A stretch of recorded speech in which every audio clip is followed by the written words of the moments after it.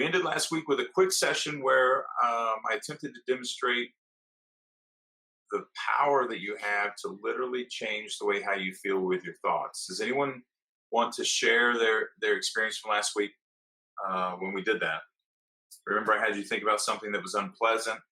Then I had you check internally for your awareness to see how you physically felt.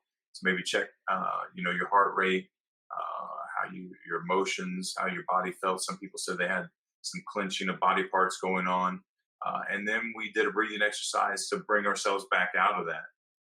It was a basic technique that we will talk more. We'll go more as we go into anger and anxiety in a few weeks. It's a basic technique to show you the power that you have in your breathing and your awareness with your mind, depending on where you divert your energy. And it's golden.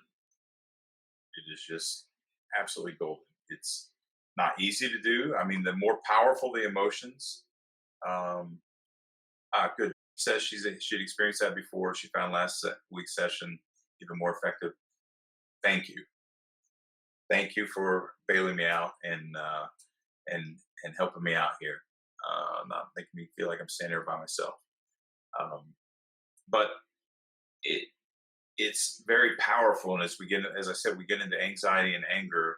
It will become a powerful tool for when you recognize that someone is moving you off center, and you realize that it's not appropriate to respond with strong emotions, because it happens, right? Sometimes people say things to us or do things that really set us off that if you really look back on it, it probably wasn't that big of a deal.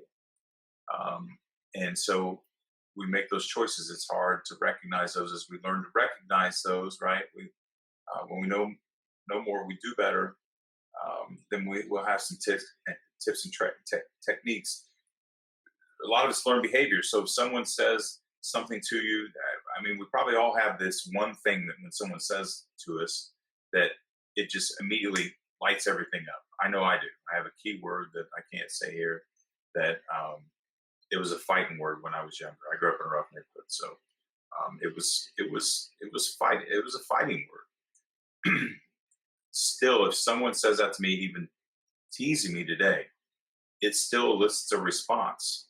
Now I have the ability to know that it's not that big a deal, and who cares what this person thinks, or if they're friends of mine and they're just playing, teasing me or whatever. That's what it is, and then so I go in and I use this technique myself that we did last week. But sometimes it takes a little more as the emotions are stronger. But we'll talk about those too.